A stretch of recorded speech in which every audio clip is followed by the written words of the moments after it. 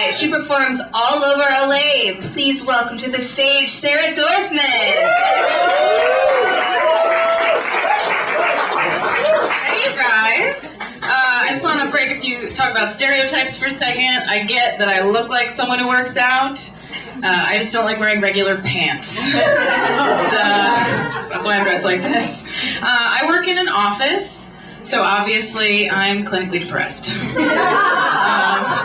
And it was really depressing going back to my office a couple weeks ago because I just came back from the first vacation I took in 8 years. Yeah, I know. It's like, I'm tired just like thinking about how long it took me to do that.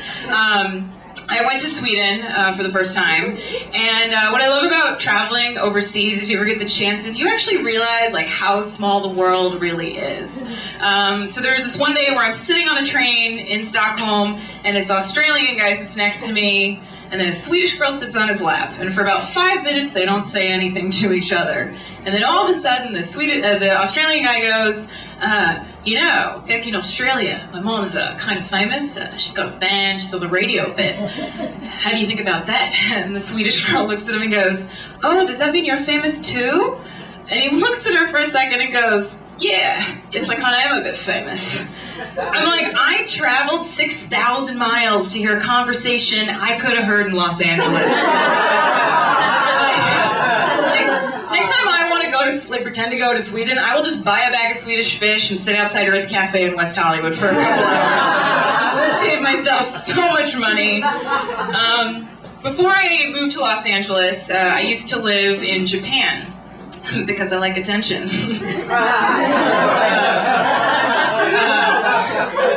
It's real easy as a foreigner to get attention in Japan. All you have to do is go outside. And people will come up to you and they give you all kinds of compliments. Like this one time I'm waiting to take a bus into Tokyo and this woman comes up to me and she says, oh, すっごい彫りが深いですね, which translates to, wow, you have deeply set eye sockets. I'm like, arigato okasan kara, which means thanks, my mom gave them to me? Like, how do you respond to something like that? In either case, I was flattered, because that's definitely not something someone would say to you here unless they were planning to turn your head into a planter. This other time, though, I was standing on a street corner in Tokyo, I'm waiting to meet some friends for drinks, and then this Japanese businessman comes up to me and he says, "Sumimasen, ikura desu ka?" Which means, excuse me, how much are you? I mean, at least he said, excuse me. But, you know, at the time that happened, like, I got really freaked out and I just, like, pushed him away. But now that I reflect on that event, I'm like, that's a good question. How much am I? My undergraduate education was $140,000, and by the way, I majored in Japanese, so this is a ridiculously expensive joke. And graduate school was $50,000, and I'm gonna guess one of those eye socket surgeries would probably cost someone $10,000. So I think I'm worth an even $200,000. Like a nice round number. It's millions in yen, so it makes me sound really valuable. I recently ended a situationship. Some head nods for those of you who don't know what that is. It's like friends with benefits, except you're not friends and the benefits suck.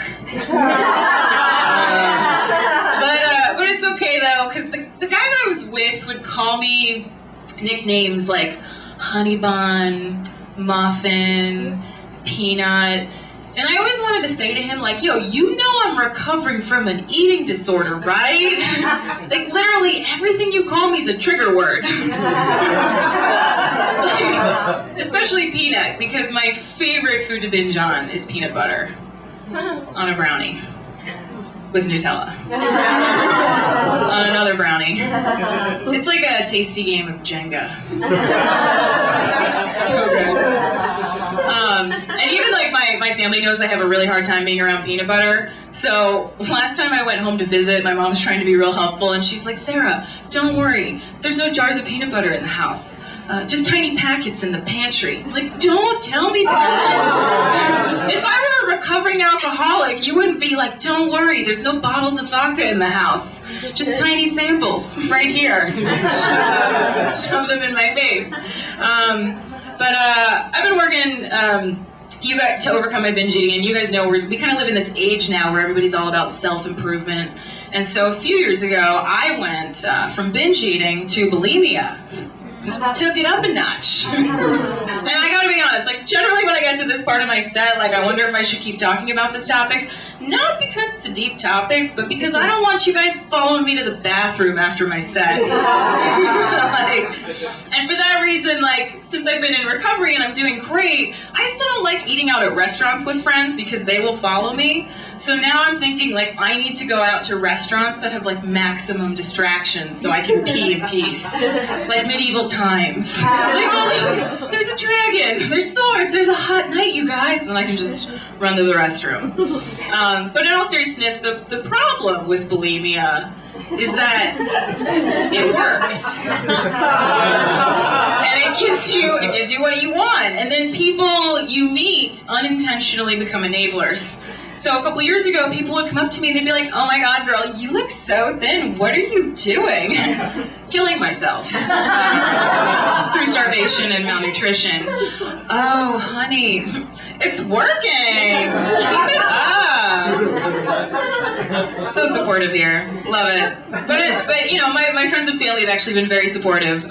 Although the most interesting reaction I got to revealing that I have bulimia came from my 92-year-old grandmother. I sat her down one night and I was like, Grandma, I want you to know that I have bulimia. And immediately she looks at me and she goes, stop. That's not good for you. You know what would be good for you? Bangs. Yes,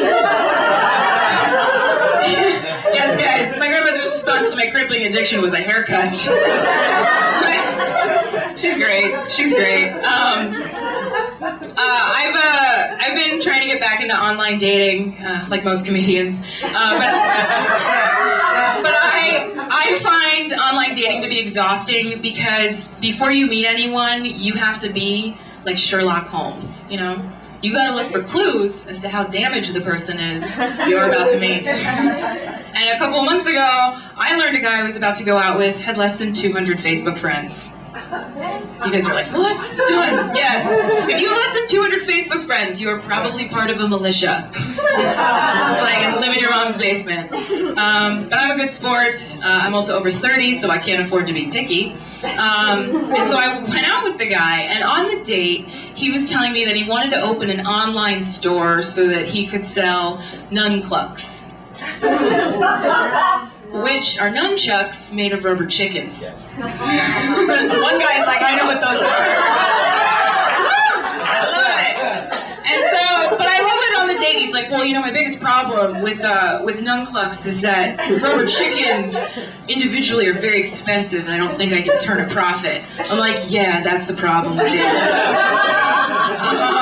But even like when you're on a date with someone and you start to sense trouble, you know, you just tell yourself, he's being quirky, he's creative. I mean, geez, I spent 3 hours with this guy, and he was basically the Nolan Ryan of not getting pussy. Like, he's just throwing 9 innings of nerd heat. And, you know, I stayed on the date, and by the end of it, he asked me if I had been anywhere outside Los Angeles, like, since I moved here a few years ago. And I said, you know, like, day trips, like San Diego and Santa Barbara.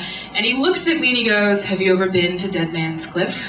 And I'm like, is that where you take your dates if it doesn't go well? Joking. And he looks at me and he goes, I guess we'll have to wait and see. Yeah, so close, you guys. He was so close. But by the end of the date, I basically turned into a Barbie doll. All my holes closed right up. All right, guys, I'm Dorfman. Thank you so much.